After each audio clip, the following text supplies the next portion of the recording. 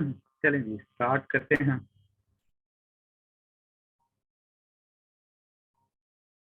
Magnetic properties पे आते हैं। जो सॉलिड की मैग्नेटिक प्रॉपर्टीज हैं वो क्या है। आमतौर पे शायद ये कुछ कुछ लोगों को समझ आ जाता है टॉपिक, कुछ को नहीं आता। एफएससी में जिस तरह से लिखा हुआ है वैसे तो खैर नहीं आता। नहीं आती कि ये क्या चीज़ है।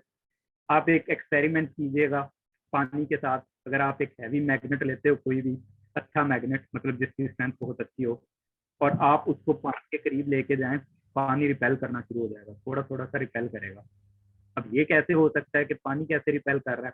वाटर जो है वो एक ऐसा मटेरियल है जिसको हम डायमैग्नेटिक सब्सटेंसेस बोलते हैं। तो ये डायमैग्नेटिक की एक एग्जांपल है। डायमैग्नेटिक में ऐसा क्या होता है जो कि उसको मैग्नेट को रिपेल कर रहा होता है या मैग्नेटिक से रिपेल कर रहा होता है। तो क्या चीज़ है वो देखते हैं। अगर आपके पास सपोज करें कि डायमैग्नेटिक जो मटेरियल होते हैं वो ऐसे मटेरियल्स होते हैं जिनके जो इलेक्ट्रॉन्स हैं वो सारे के सारे पेयर्ड इलेक्ट्रॉन होंगे, कोई भी अनपेयर इलेक्ट्रॉन नहीं होगा। अनपेयर का क्या मतलब है कि आपके पास जितने भी इलेक्ट्रॉन्स हैं किसी भी शेल के अंदर वो पेयर्स में होंगे। अगर एक पॉजिटिव स्पिन का है, एक नेगेटिव स्पिन का होगा, पेयर में होंगे। इससे क्या फर्क पड़ता है, मतलब मैं डायमैग्नेटिक की बात कर रहा हूँ। जो डायमैग्नेटिक मटीरियल हैं, जो आपके पास इलेक्ट्रॉन होते हैं वो पेयर इलेक्ट्रॉन होते हैं, मतलब पेयर्ड होते हैं। सारे के सारे जो एटम्स हैं वो पेयर इलेक्ट्रॉन रखते हैं।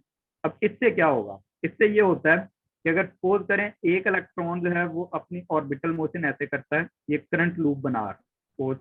तो आपको पता है कि करंट लूप ये जिस तरफ रोटेट करेगा, ये जिस तरफ ऑर्बिट में मूव करेगा, अगर आप इसको राइट हैंड रूल लगाएं तो इसकी जो मैग्नेटिक मूवमेंट बनेगी वो इस तरफ बनेगी।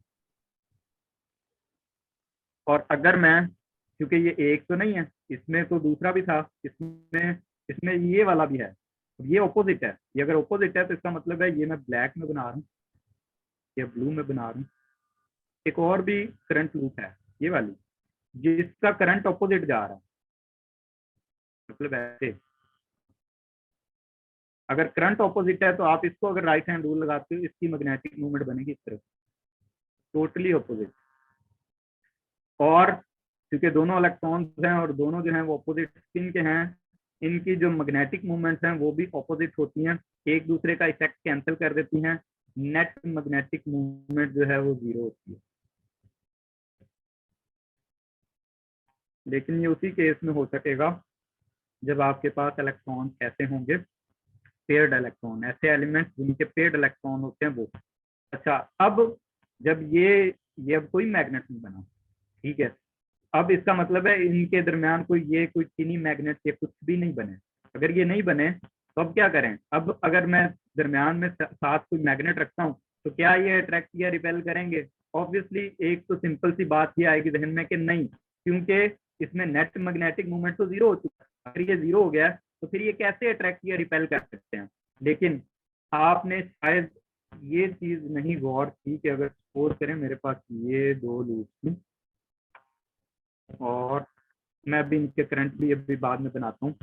मैं सपोज करें यहाँ पे एक लाता हूँ मैग्नेट। इस मैग्नेट का नॉर्थ ये है, साउथ ये है। ये magnetic field line in loop में से पास करेंगी। और आपको पता होगा, ये हमने इलेक्ट्रोमैग्नेटिज्म में पढ़ा हुआ है कि अगर यहाँ पे फ्लक्स चेंज होगा तो इनके क्रॉस क्या चीज आनी चाहिए, इन दोनों कॉइल्स के क्रॉस या इन दोनों लूप के क्रॉस एक ईएमएफ आ जाना चाहिए। और लेंज़ेस लॉ के मुताबिक वो ईएमएफ अपने कॉज को अपोज करना चाहिए। अब इसका मतलब ये हुआ कि अगर सपोज करें ये आपके पास ये जो दोनों कॉइल्स थी, इनमें करंट इस तरह से फ्लो करना चाहिए, मतलब इसकी वजह से, मैग्नेटिक फ्लक्स की वजह से, चेंज होने की वजह से इस तरह से फ्लक्स चेंज होना चाहिए कि अगर मैं इसको ग्रिप करता हूँ, मेरा थंब इधर आए। थंब इधर आने का मतलब है इनका नॉर्थ पोल इधर बनना चाहिए ताकि ये रिपेल करें। लेंज़ेस लॉ के मुताबिक अगर आप नॉर्थ पोल को करीब लेके जाते हो तो ये लूप क्या करेंगी, इसको रिपेल करने की कोशिश करेंगी।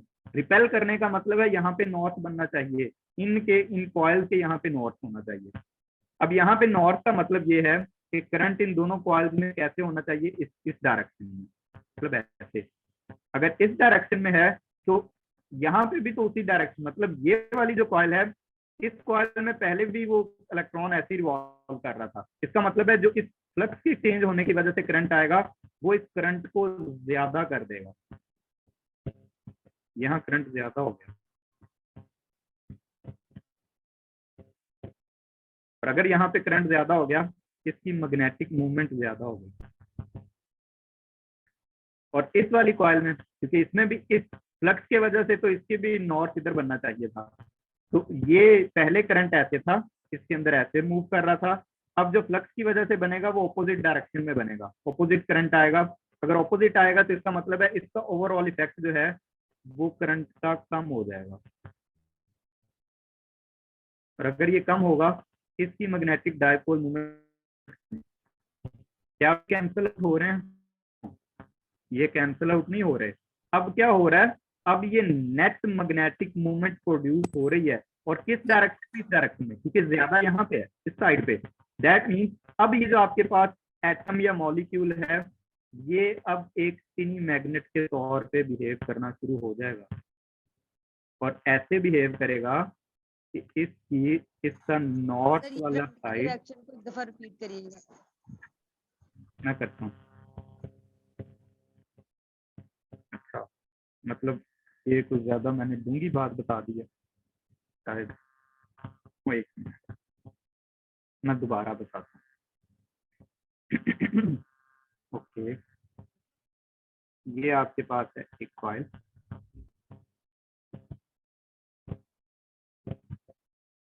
स्क्रीन स्टक हो गई थी।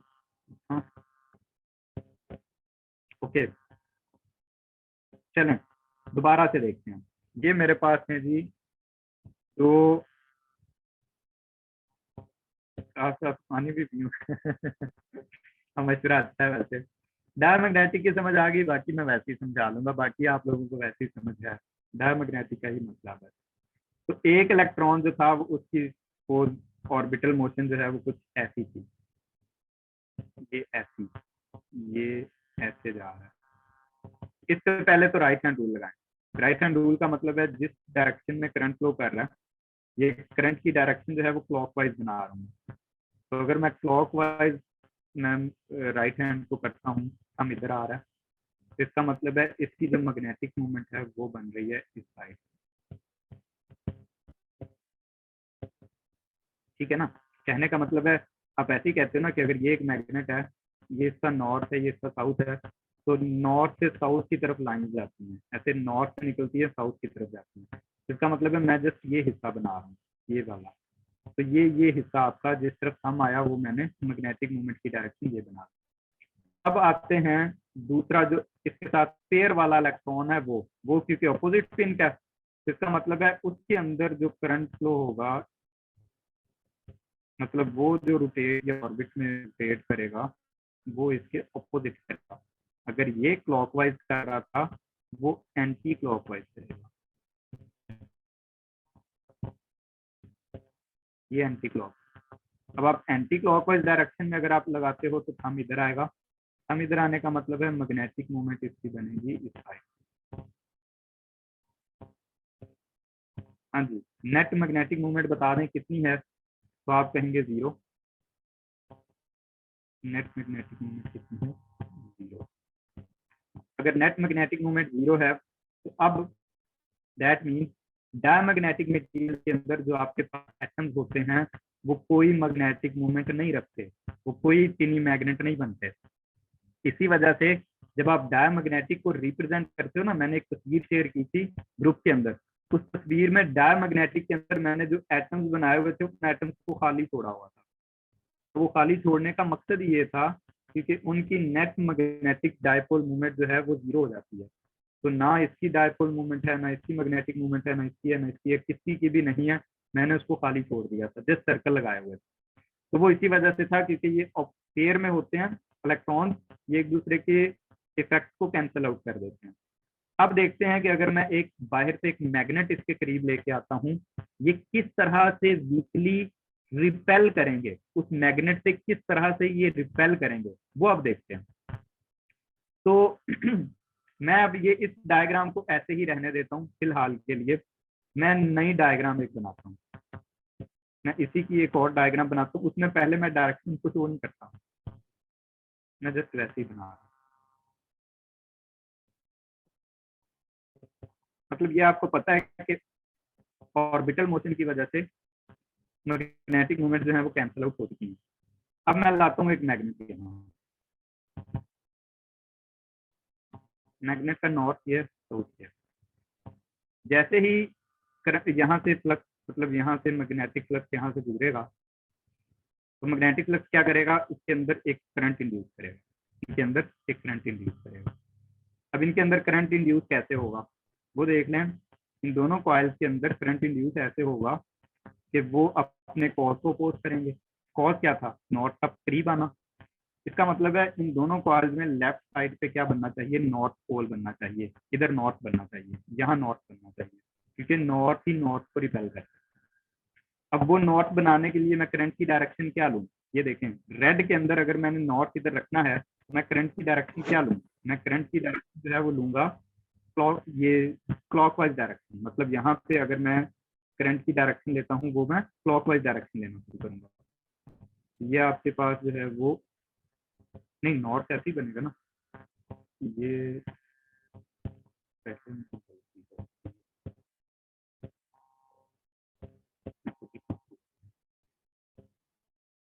डायरेक्शन उल्टी कर दी है।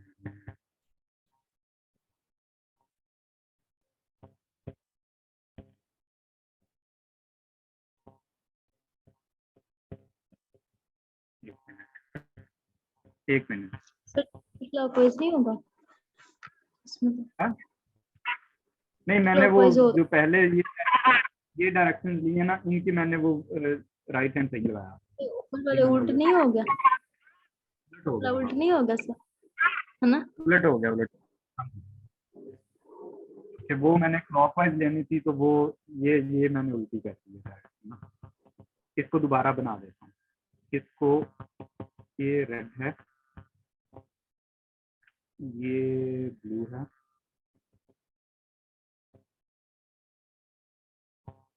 अगर यहाँ पे लेता हूँ कौन सी डायरेक्शन में, ये क्लॉकवाइज है ना, हाँ ये क्लॉकवाइज है, ये एंटी क्लॉकवाइज।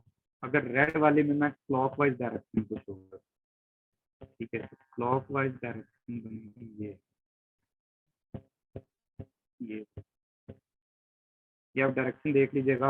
मतलब आप फिंगर को क्लॉकवाइज रोटेट करें, हम इधर आएगा, मैग्नेटिक मूवमेंट इधर बनेगी इसकी।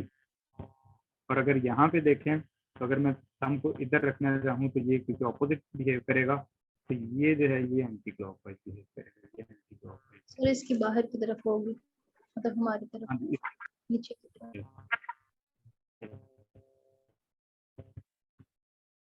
तो ये सर ऐसे ही होगी करंट की डायरेक्शन नीचे की तरफ। करंट की डायरेक्शन नीचे की तरफ, इसको उल्टा कर दिया।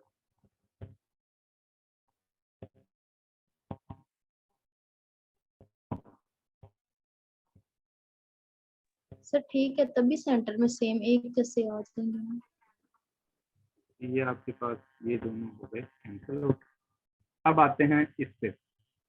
अच्छा, यहाँ पे अगर मैं देखूं नॉर्थ इधर बनाना है हमें इस साइड पे, क्योंकि इसने रिपेल करना है, इन दोनों कॉइल्स में नॉर्थ इधर बनना चाहिए इस मैग्नेट की वजह से। मतलब फिलहाल ये चीजें छोड़ दें कि उसमें ऑर्बिटल की वजह से क्या था वो छोड़ें, वैसे देखें कि इस मैग्नेट की वजह से अगर फ्लक्स चेंज होता है तो इनमें ये अपोज करेंगे। इसको अपोज करने के लिए क्या करना पड़ेगा, इन दोनों कॉइल्स में करंट की डायरेक्शन को इधर होना पड़ेगा, ऐसे ये डायरेक्शन, ये राइट हैंड रूल लगा के देख लीजिएगा यहाँ पे, ये भी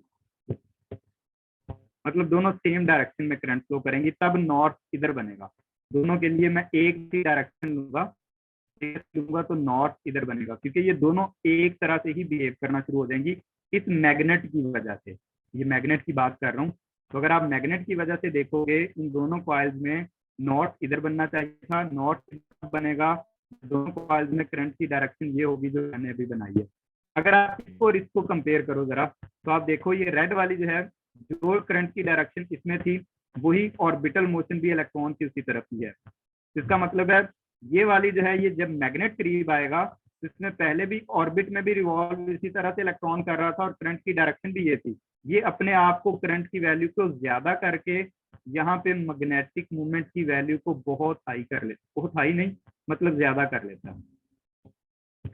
और ये जो दूसरे वाली है, इसमें देखें, इसमें ऑपोजिट, इलेक्ट्रॉन इधर रिवॉल्व कर रहा था, लेकिन जब आप मैग्नेट को करीब लेके आए हो तो तब इसमें जो करंट है वो दूसरी तरफ आना शुरू हो गया।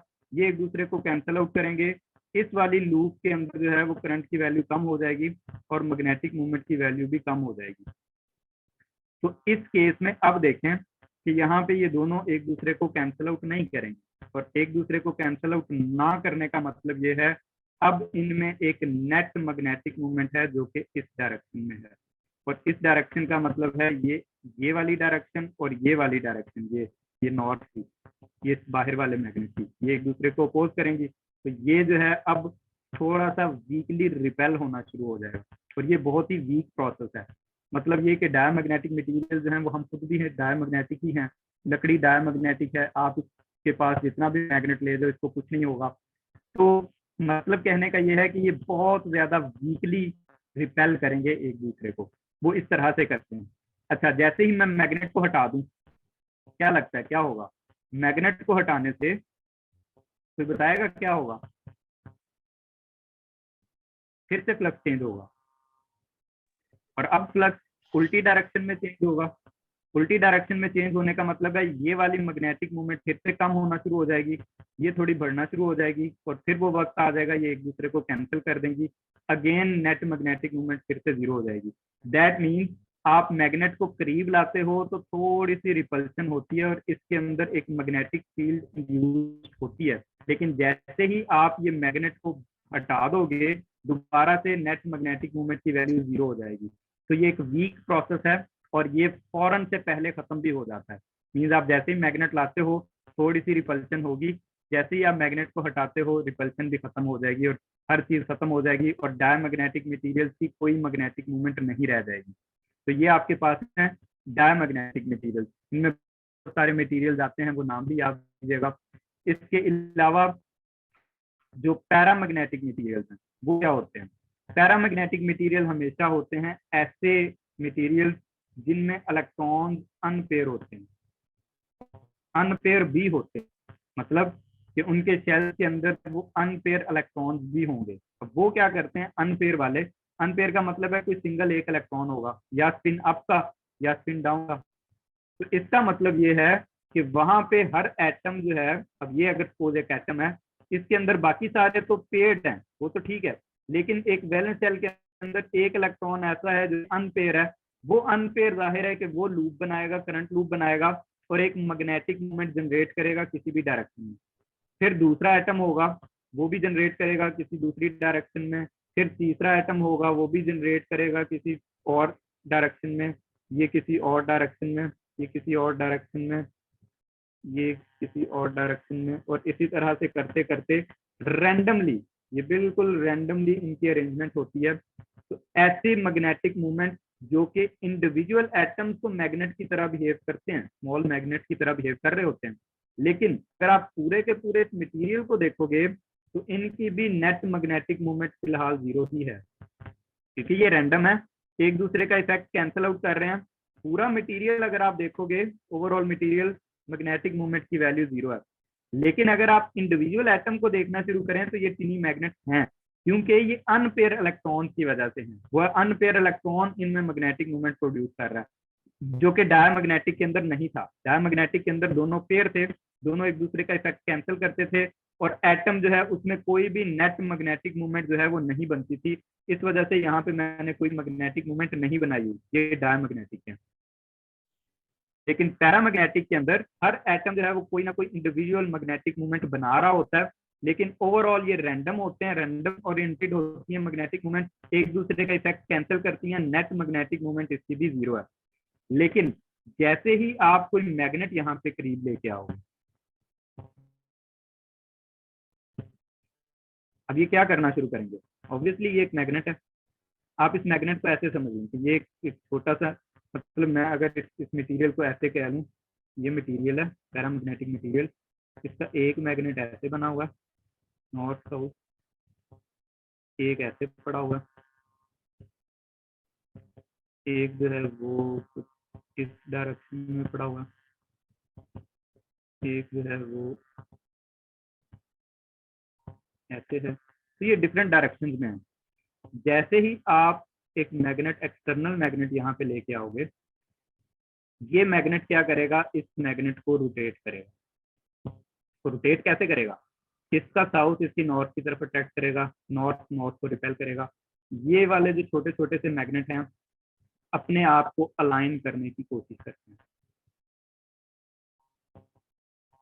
ये नहीं है बल्कि ये, बाकी ये भी करेगा, ये भी करेगा, ये भी करेगा, लेकिन बहुत ज्यादा अलाइन नहीं करते। क्यों बहुत ज्यादा इस वजह से अलाइन नहीं करते, ये क्योंकि एटम जो है वो वाइब्रेट करते हैं, थर्मल वाइब्रेशंस होती हैं। ये वाइब्रेशंस की वजह से ये अपने आप को टोटली अलाइन नहीं कर पाते, कुछ कर लेते हैं, कुछ उसी तरह से रहते हैं थोड़े बहुत, क्योंकि वो वाइब्रेट कर रहे होते हैं। अब वाइब्रेशन की वजह से वो बहुत ज्यादा जो है वो अलाइन नहीं हो पा रहे होते।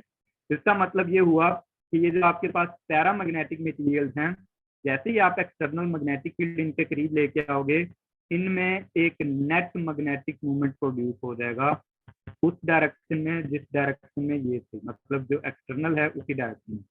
तो ये आपके पास जो है वो एक दूसरे को अट्रैक्ट करना शुरू कर देंगे। ये सारे साउथ देखें, ये सारे साउथ इस नॉर्थ की तरफ आना शुरू हो जाएंगे। तो ये वीकली अट्रैक्शन का प्रोसेस है, ये भी बड़ा वीक है।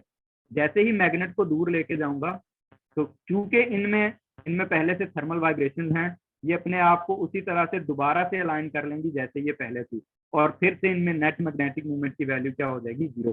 तो ये पैरामैग्नेटिक मटेरियल्स हैं जो कि हमारे पास जो है वो जिनमें क्या हो रहा था कि अनपेयर्ड इलेक्ट्रॉन की वजह से यहाँ पे मैग्नेटिक मूवमेंट्स मौजूद थी।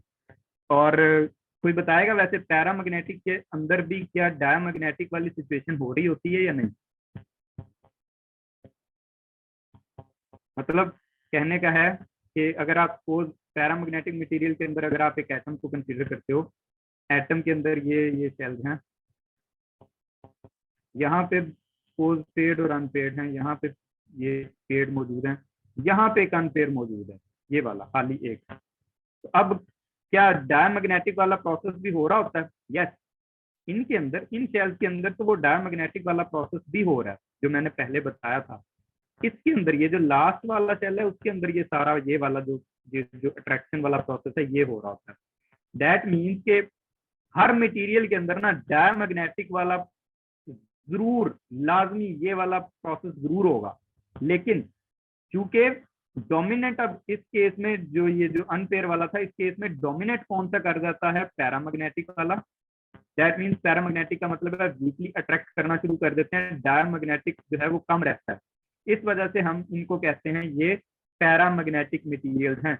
इनके अंदर डायमैग्नेटिक वाला प्रोसेस भी हो रहा होता है, लेकिन वो इतना डोमिनेटेड नहीं होता। डोमिनेट कौन सा कर रहा होता है, ये जो अनपेयर वाला है वही डोमिनेट कर रहा होता है।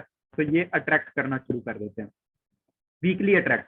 अच्छा, एक और क्वेश्चन है, क्या अगर मैं इसका टेम्परेचर कम करूं तो क्या पैरामैग्नेटिक मटेरियल पे कुछ फर्क पड़ेगा? टेम्परेचर को कम करूं, अब देखें मैंने अभी आपको क्या बताया था कि ये अपनी थर्मल वाइब्रेशन की वजह से अपने आप को ठीक तरह से अलाइन नहीं कर पाते। और दूसरा ये कि जैसे मैं मैग्नेट को हटाऊंगा, ये उन्हीं थर्मल वाइब्रेशन की वजह से अपनी सेम हालत में, पहले वाली हालत में चले जाएंगे, जिसकी वजह से इनकी नेट मैग्नेटिक मूवमेंट 0 हो जाएगी। अब अगर मैं टेम्परेचर को बहुत ही कम कर दूं, वो 0 केल्विन, बहुत ही फ्रीज कर दिया, जैसे ही आप इनको कम करते हो टेम्परेचर को, ठंडा इनको कूल करते हो, थर्मल वाइब्रेशन स्टक हो जाती है, वो फ्रीज हो जाती है, वो अब नहीं हो पा रही, वो वाइब्रेट नहीं कर पा रहे। अगर वो वाइब्रेट नहीं करेंगे तो देखें अगर मैं मैग्नेट को हटा भी दूंगा तो क्या इनमें मैग्नेटिक मूवमेंट अपनी पहले वाली कंडीशन में जाएगी जो कि पहले थर्मल वाइब्रेशन की वजह से जा रही थी? नहीं, अब नहीं जा सकेगी। अगर आप टेम्परेचर को कम करना शुरू कर देंगे तो पैरामैग्नेटिक मटेरियल की जो मैग्नेटिक फील्ड है वो इनहांस होती है, मतलब वो ज्यादा होती है। इसकी एक सिंपल एग्जांपल ये है कि अगर आप ऑक्सीजन को लेते हो, एक है गैस ऑक्सीजन, एक है लिक्विड ऑक्सीजन। लिक्विड ऑक्सीजन जो है वो बहुत ठंडी होती है और जो गैस है वो इतनी ठंडी नहीं है।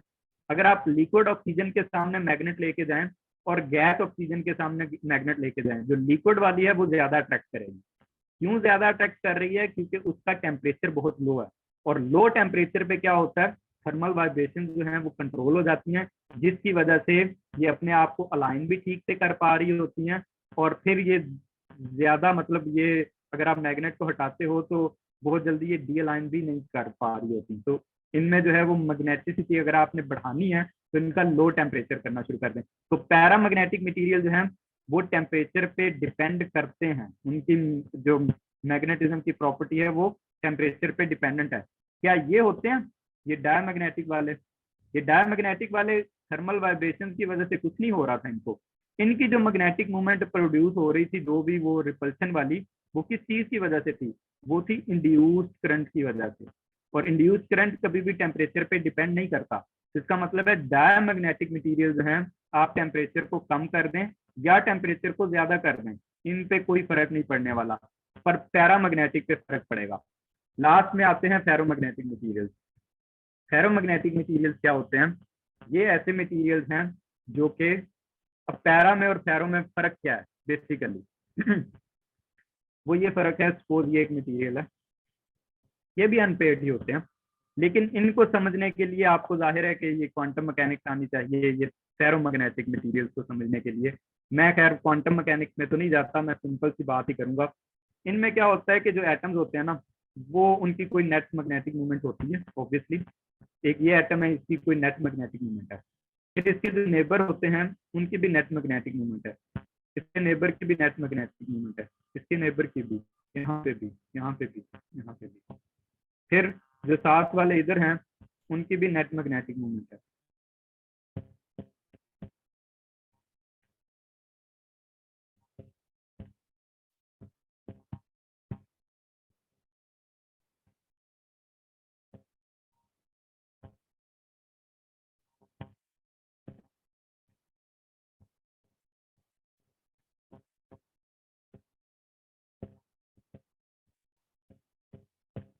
इनमें देखें फर्क क्या है कि इनकी जो मैग्नेटिक मूवमेंट्स हैं वो खास खास रीजन पे ना एक दूसरे को अलाइन किए हुए। ये खास रीजन है, ये वाला, ये खास रीजन है जहाँ पे सारे जितने भी एटम्स हैं वो एक ही तरह से बिहेव कर रहे हैं। ये खास रीजन है, ये वाला खास रीजन है, ये वाला खास रीजन है। इसके अंदर क्या हो रहा है? इसके अंदर अगर आप एक रीजन को देखते हो, उन सब की मैग्नेटिक मूवमेंट की डायरेक्शन सेम है। और ये कैसे पॉसिबल है? क्वांटम मैकेनिकली इसका जवाब मिल सकता है, वैसे आप इसको सोचने बैठेंगे तो नहीं मिलेगा। तो ये आपके पास जो पूरे का पूरा रीजन होता है जहाँ पे हर एटम की मैग्नेटिक मूवमेंट एक ही साइड पे होती है, सेम डायरेक्शन में होती है, ऐसे रीजन को कहा जाता है मैग्नेटिक डोमेन। ये इसकी मैग्नेटिक डोमेन है, ये इसकी मैग्नेटिक डोमेन है, ये मैग्नेटिक डोमेन, ये। तो ओवरऑल अगर अभी देखा जाए तो इनकी मैग्नेटिक डोमेन आपस में एक दूसरे के रैंडम ही है, एक दूसरे का इफेक्ट कैंसिल ही करेंगी। नेट अभी भी मैग्नेटिक मूवमेंट 0 ही है। लेकिन अगर वैसे आप देखोगे कि मैं जैसे ही मैग्नेट को यहाँ पे करीब लेके आता हूँ तो क्या होगा? ये सारी की सारी एक तरफ अलाइन हो जाएंगी, ये भी सारी एक तरफ अलाइन हो जाएंगी, ये भी, ये सारी की सारी ही एक तरफ ही अलाइन होना शुरू हो जाएंगी।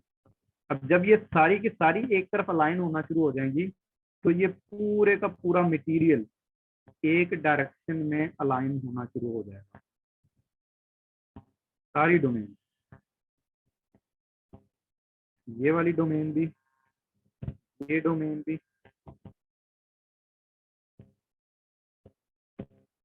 और इसी तरह से ये डोमेन भी, मतलब सारी डोमेन एक तरफ अलाइन हो जाएंगी।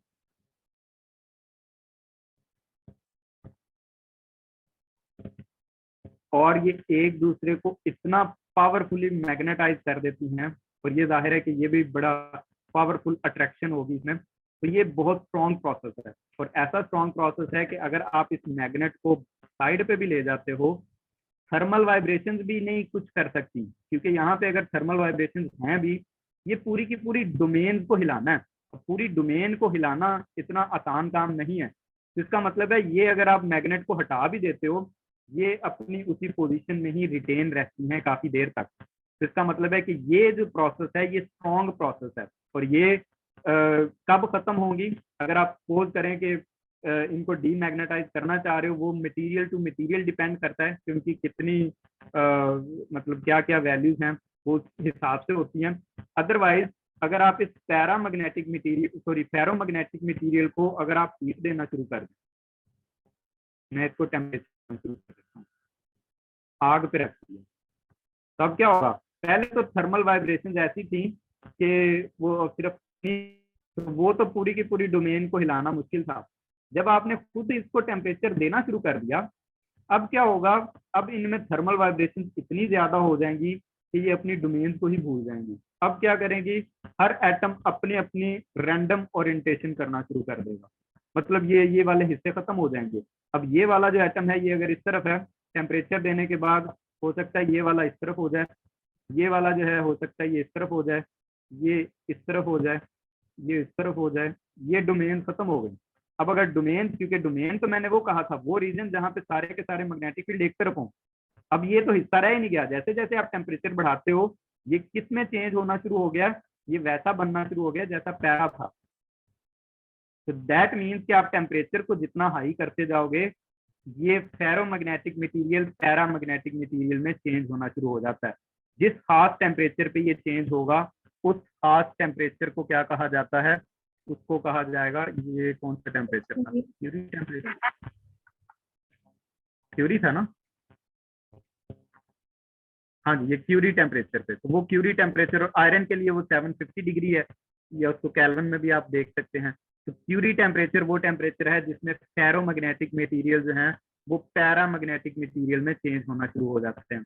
और वो जो दूसरा नील टेम्परेचर है, नील लिखे ना, हाँ, NEEL, नील टेम्परेचर, वो क्या करता है? वो एंटी फेरोमैग्नेटिक मटेरियल होते हैं। एंटी फेरो का क्या मतलब है?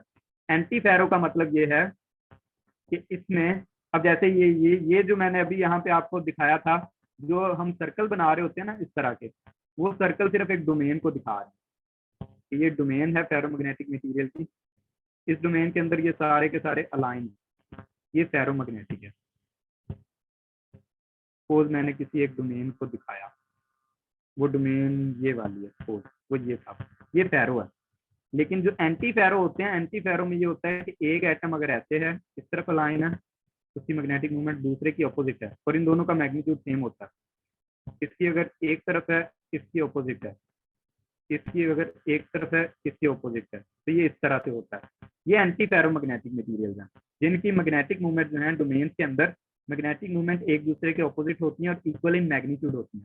तो अगर ऐसा हो, अब इन मटेरियल्स का भी जाहिर है कि ये भी डोमेन्स है ना, इनमें भी, और एक खास ओरिएंटेशन भी है। एक की अगर मतलब ऊपर वाली डायरेक्शन है, दूसरे की नीचे वाली है, फिर ऊपर वाली है, फिर नीचे वाली है, खास ओरिएंटेशन तो है। इसको भी आप टेम्परेचर देना शुरू कर दें, ये भी पैरामैग्नेटिक में चेंज हो जाएंगे, ये भी रैंडमली ओरिएंटेशन में आ जाएंगे उस खास टेम्परेचर को जहां पे एंटी फेरोमैग्नेटिक मटेरियल पैरामैग्नेटिक में चेंज हो जाए, उस टेम्परेचर को नील टेम्परेचर बोला जाता है। ये इससे डिफरेंट है। क्यूरी टेम्परेचर फेरोमैग्नेटिक के लिए बोला जाता है, एंटी फेरो के लिए जो है वो नील टेम्परेचर बोला जाता है। और इसी तरह से एक और है फेरीमैग्नेटिक मटेरियल। फेरीमैग्नेटिक मटेरियल क्या होते हैं? बिल्कुल ये एंटी फेरो की तरह होते हैं, लेकिन उनके एटम्स के अंदर अगर एक मैग्नेटिक मूवमेंट ज्यादा है तो दूसरा ऑपोजिट है, लेकिन उसकी वैल्यू कम होती है। एक में ज्यादा है, ऑपोजिट की वैल्यू कम होती है। एक की ज्यादा है, ऑपोजिट की कम होगी। तो ऐसे मटेरियल को क्या कहा जाएगा? फेरीमैग्नेटिक मटेरियल। तो एक एंटी फेरो, एक फेरी, ये वाला जो है वो फेरीमैग्नेटिक मटेरियल है। तो ये आपके पास जो है, जी जी जी जी, ये जितने भी है ना, ये फेरो वाले, फेरी, फेरो, एंटी फेरो, ये सारी के सारे इनमें डोमेन्स होती हैं। यही डोमेन, ये वाली बात का। और आप ये जो सर्कल में दिखा रहे होते हो, ये किसी एक डोमेन का बता रहे होते हैं इसका।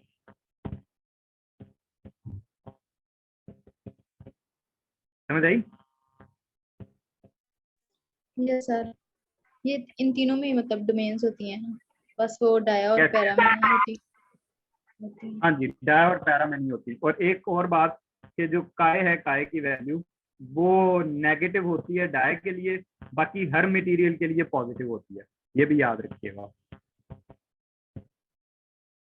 सिर्फ डाई के लिए सर नेगेटिव है, बाकी एंटी है काय जो दूसरी। जी काय क्या है सर? सक्सेप्टेबिलिटी, ये इसका लफ्ज ही इतना मुश्किल है, सक्सेप्टेबिलिटी वो क्या मतलब कि होती है सर? हाउ, ये आप ना वो दोबारा से वीडियो देखिएगा जो मैंने ग्रुप के अंदर शेयर की हुई है, श्रोडिंगर ग्रुप में मैंने एक वीडियो शेयर की हुई है, वो 4-5 क्लिप्स हैं छोटे छोटे 2-2 मिनट के, वो इन्हीं पैरा पे फेरो पे दोबारा से मैंने ये सारी बातें बताई हुई हैं, लेकिन थोड़े एक और अंदाज से। उसमें ये काय का जिक्र है और आर का जिक्र है, म्यू आर का जिक्र है, रिलेटिव परमिएबिलिटी का जिक्र है, तो वो जरूर देखिएगा। इसमें अगर कोई और बात पूछनी हो दोबारा से अगर आप ज्वाइन करना चाहें, लास्ट टॉपिक रह गया जो कि हमने वो हिस्टैरिसीस ग्रुप वाला करना। सर वो बोल जाता, वो बड़ा इम्पोर्टेंट है सर ये एंटी फेरी मैग्नेटिक के केस में भी कोई टेम्परेचर होता है? फेरी हाँ, फेरी के केस में भी टेम्परेचर होता है और उसको नील टेम्परेचर ही बोला जाता है। सर फेरी जो है ये पैरा में कन्वर्ट हो जाते हैं। ये सारे पैरा में कन्वर्ट हो जाते हैं, ये जितने भी फेरो हैं, एंटी फेरो हैं, फेरी मैग्नेटिक मटेरियल हैं, ये खास टेम्परेचर पे जाके पैरा मैग्नेटिक में चेंज हो जाते हैं। सर ये सारे पैरा में क्यों चेंज हो जाते हैं? पैरा में इस वजह से चेंज हो जाते हैं कि असल में पैरा में और फेरो या फेरीज में सिर्फ फर्क ही डोमेन्स का है। मतलब डोमेन्स का मतलब है पैरा के अंदर जस्ट ये है कि उनके एटम जो हैं वो रैंडमली ओरिएंटेड है, ठीक है, इनकी कोई ये नहीं है कि खास जगह पे सारे एटम एक ही तरफ हैं, ऐसे नहीं है, ये पैरा है। अब जो फेरो या एंटी फेरो या ये हैं उनके अंदर है डोमेन, एक बड़ी डोमेन है, इसके अंदर जितने भी एटम हैं वो सारे के सारे एक तरफ हैं, उनकी अलाइनमेंट एक तरफ है, मतलब उनकी मैग्नेटिक मूवमेंट एक तरफ है। ये बाकी जितने भी एक और डोमेन है इनकी एक तरफ है। अब फर्क ये है बस, अब अगर आप टेम्परेचर को बढ़ाओगे, इसका टेम्परेचर बढ़ाएं, तो ये वाले भी रैंडम ओरिएंट हो जाएंगे, ये वाले भी रैंडम हो जाएंगे, जो बाकी होंगे वो भी रैंडम हो जाएंगे। वो सारे रैंडम होने के बाद ऐसे नजर आएंगे, पैरा वाले वो रीजन खत्म हो जाएंगे। वो जो आप बार बार ये कह रहे हैं ना कि डोमेन होती हैं, वो डोमेन टूट जाएंगी, वो खत्म हो जाएंगी। सर आपने एक के लिए बताया कि होगा नील टेम्परेचर और एक के लिए क्यूरी, सबसे पहले क्यूरी होगा ना फेरो के लिए, फेरो जब पैरा में चेंज होगा। फेरोमैग्नेटिक मटेरियल के लिए क्यूरी टेम्परेचर है, बाकी एंटी फेरो फेरी उनके लिए जो है वो नील टेम्परेचर है। वो टेम्परेचर जहां पे ये मटेरियल पैरामैग्नेटिक में चेंज हो जाता है। सर टेम्परेचर बढ़ाने, हम एक तो टेम्परेचर इंक्रीज करते हैं तो तब ये मतलब पैरा में कन्वर्ट हो जाते हैं, इसके अलावा भी कोई और दूसरे मेथड से भी हम इनको पैरा में कन्वर्ट कर सकते हैं? इसके अलावा ऑपोजिट फील्ड नहीं, उसके अलावा जो है वो वही है कि आप रब भी करोगे उनको, रबिंग करने से भी टेम्परेचर ही बढ़ रहा होगा, तो ज्यादा यही तरीका कार है कि आप उनका किसी भी तरह से टेम्परेचर बढ़ा दें। अब टेम्परेचर चाहे आप आग से बढ़ा दें, चाहे आप उनको वैसे हाथ में पकड़ लें, चाहे आप उनको रब करना शुरू कर दें, तो वो किसी भी तरीके से कर लें, लेकिन टेम्परेचर पे ही डिपेंडेंट है ये सारी चीजें। सर लास्ट वो बस अब कर भी रह गई ना, उस पे तो इतना ज्यादा टाइम नहीं लगेगा। उस पर टाइम नहीं लगेगा,